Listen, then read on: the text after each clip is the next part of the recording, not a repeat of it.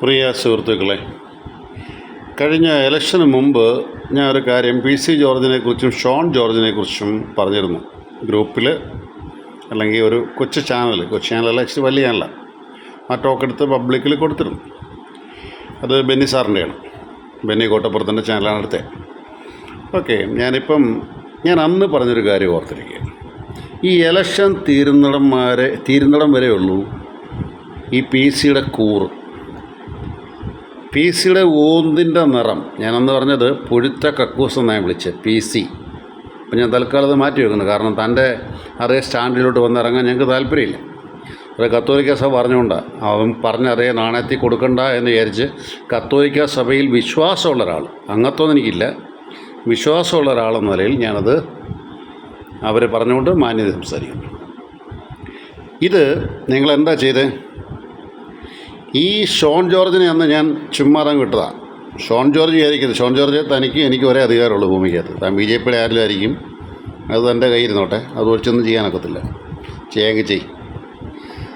വായി വരുന്നതെല്ലാം അങ്ങ് വിളിച്ച് പറയാനാണ് നിങ്ങൾ ആഗ്രഹിക്കുന്നതെങ്കിൽ പറഞ്ഞു, കേൾക്കാം. പക്ഷേ PC ജോർജ് എന്തായാലും ഒരു കാര്യമാണ്. ഊള എന്ന വാക്കിൻ്റെ അർത്ഥം ഞാൻ പറഞ്ഞുതരാം. ഊള എന്ന വാക്കിൻ്റെ അർത്ഥം ചളി എന്നാണ്. അടുത്തത് അഴുക്കെന്നാണ് രണ്ടാമത്തെ അർത്ഥം. അടുത്തത് ഊതി വീർപ്പിച്ച വയറെന്നാണ്. അത് ചിലപ്പോൾ അങ്ങേക്ക് ചിലപ്പോൾ ചേരുമായിരിക്കും, ഊതി വീർപ്പിച്ച വയർ. ഈ രണ്ടാമത്തെ വള്ളിച്ചെടി എന്നാണ് ഈ ഊള എന്ന വാക്കിൻ്റെ അർത്ഥം.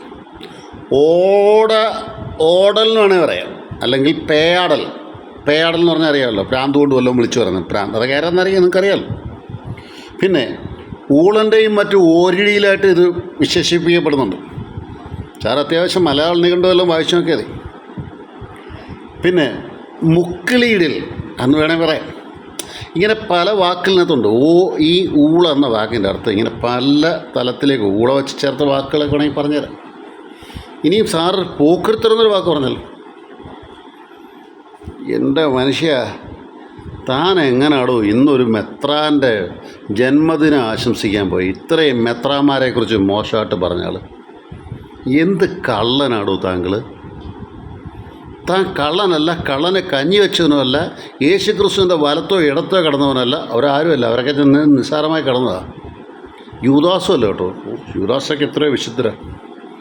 ഇവിടെ തന്നെ സമ്മതിക്കണം. പിന്നെ ഇന്നലെ ഷോൺ ജോർജ് പറഞ്ഞല്ലോ, BJP വേണ്ടാത്തവർക്ക് സഭയും വേണ്ട, സഭയ്ക്ക് ആവശ്യമില്ല, അല്ലെങ്കിൽ സഭയെ ഞങ്ങൾക്ക് ആവശ്യമില്ല.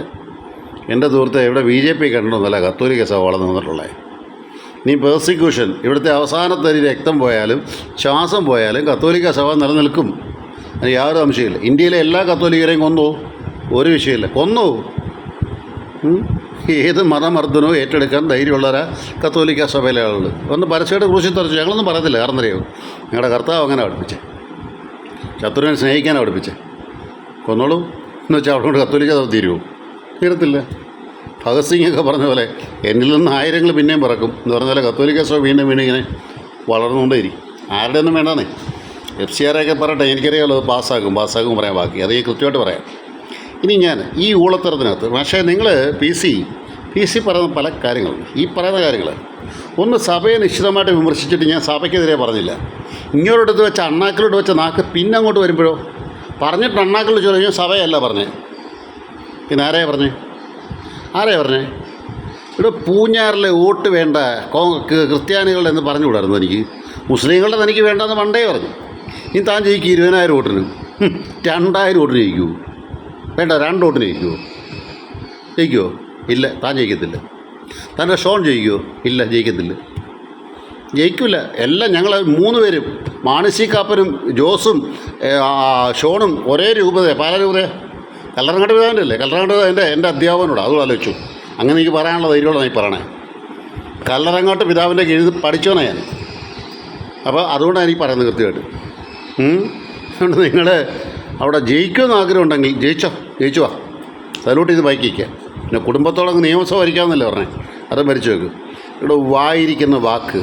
പിന്നെ ദീപികപത്രം, ഞാൻ മുമ്പേ പറഞ്ഞതാണ്, ദീപികപത്രം എഴുതുന്നിടത്ത് വളരെ കൃത്യമായിട്ട് എഴുതിയേ. തനിക്കത് മാത്രം എന്താ എടുക്കാമത്തെ? ഇവിടുത്തെ മാധ്യമങ്ങളെന്താ അത് മാത്രം എടുത്തേ? ദിവ്യപത്രം അമേരിക്കയുടെ യുദ്ധക്കുതിയെക്കുറിച്ചാണ് ആദ്യം എഴുതിയിരിക്കുന്നത് ഇന്ന് എഡിറ്റോറിയലിനകത്ത്. അതാരും എടുത്തില്ലല്ലോ. PC George പറഞ്ഞെടുത്തു. അമേരിക്കയുടെ യുദ്ധവെറി പൂണ്ട സ്വഭാവത്തെക്കുറിച്ച് ഇന്നത്തെ മാർപ്പാപ്പ പറഞ്ഞാണ് എഡിറ്റോറിയൽ ചെയ്തേക്കുന്നത്. ഇന്ന് പത്രമൊന്നും വരുത്തണമെന്നില്ലടൂ. നെറ്റിൽ കയറി എഡിറ്റോറിയൽ ഓഫ് ഏത് പത്രത്തിൻ്റെ എടുത്താലും നമുക്ക് കിട്ടും. പിന്നെ അങ്ങ് വിരട്ടി പേടിപ്പിക്കാവുന്നതാണെങ്കിലേ നമ്മളൊക്കെ വിചാരിക്കും ബൈബിളിൽ ആമോസാണ് ശക്തനെന്നല്ലേ. അല്ല, ഓസിയെ. താൻ ബൈബിൾ വായിക്കുന്ന ആളല്ലേ. താൻ കഴിഞ്ഞ ദിവസം കുമ്പസാരിച്ച് കുർബാന സ്വീകരിച്ചെന്നൊക്കെ പറഞ്ഞ്. പക്ഷെ എങ്ങനെ നാവിൻ തുമ്പോട്ട് സ്വീകരിക്കാൻ സാധിച്ച്? വിഷം ചീറ്റുന്ന പാമ്പിന് പോലും കുർബാന സ്വീകരിക്കാൻ സ്വാതന്ത്ര്യം നിന്നെങ്കിലേ അത് യേശു തന്ന ക്ഷമ കൊണ്ടും യേശു തന്ന സഹനം കൊണ്ടും യേശു തന്നോട് പൊറുക്കുന്നത് കൊണ്ടാണ്. തൻ്റെ ഗുണം കൊണ്ടല്ല. ദൈവം തൻ്റെ കൃപ കൊണ്ട് തൻ്റെ പാപത്തെ കഴുകിക്കളയാൻ ആഗ്രഹിക്കുന്നുണ്ട് താൻ കുർബാന സ്വീകരിച്ചേ.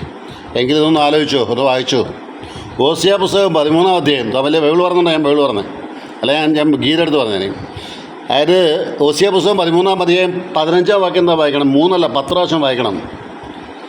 ഞാങ്ങണ പോലെ അവൻ തലച്ചു പറഞ്ഞാലും കിഴക്കൻ കാറ്റ്, കർത്താവിൻ്റെ കാറ്റ് മരുഭൂമിയിൽ ഉയർന്നു വരും.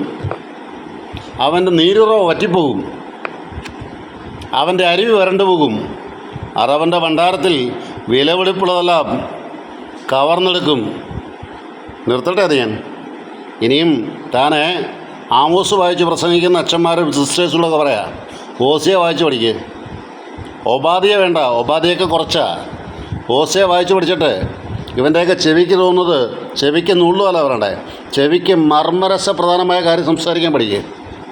നിങ്ങളിനി സെമിനാറിൽ പോയി തിയോളജിയോ എസ്കറ്റോളജിയോ ന്യൂമറ്റോളജിയോ ക്രിസ്റ്റോളജിയോ അല്ലെങ്കിൽ പട്രോളജിയോ ഒന്നുമല്ല പഠിക്കണ്ടേ. നിങ്ങൾ പഠിക്കണം ഇന്നത്തെ സമൂഹത്തിൽ എങ്ങനെ ജീവിക്കണമെന്നും സമൂഹത്തിന് നിലനിൽക്കണമെന്ന് പഠിക്കണം.